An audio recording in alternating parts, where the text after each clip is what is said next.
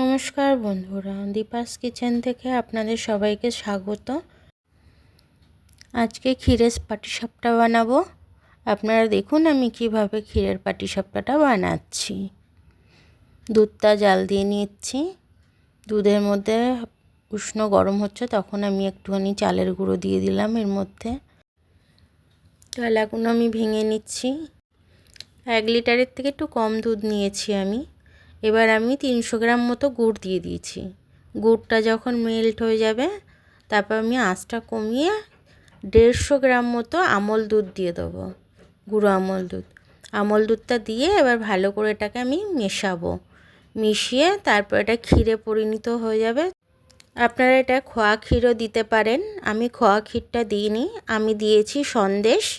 সন্দেশটা হচ্ছে নতুন গুড়ের সন্দেশ ছিল, মানে ওটা ক্ষীরই আর কি, ক্ষীরেরই সন্দেশ। তো আমি ওটা দোকান থেকে কিনে নিয়ে এসে দিয়ে দিয়েছি।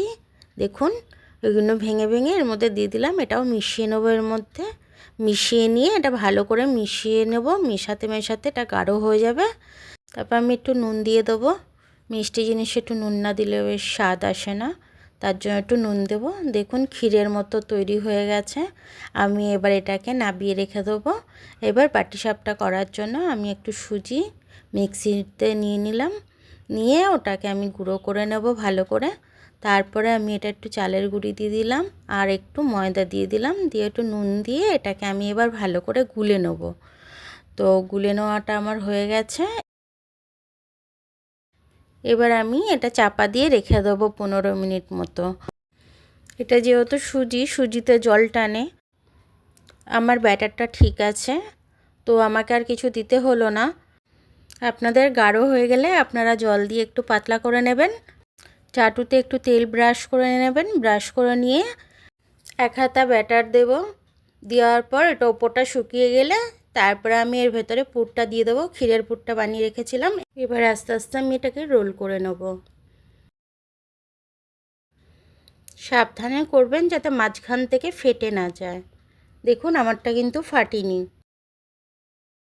আমার পাটিসাপটাটা হয়ে গেছে। আমি এবার এটাকে তুলে নেব।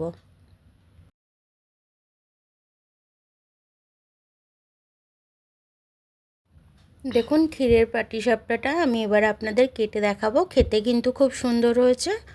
আপনাদের কেটে দেখাচ্ছি এটা কীরকম হয়েছে। আমার ভিডিওটা দেখার জন্য অনেক অনেক ধন্যবাদ। আমার ভিডিওটা যদি আপনাদের পছন্দ হয় তাহলে লাইক এবং শেয়ার আর সাবস্ক্রাইবটা করে দেবেন। আর ফেসবুক থেকে দেখলে লাইক আর ফলোটা করে দেবেন। আবার কাল দেখা হবে বন্ধুরা। নমস্কার।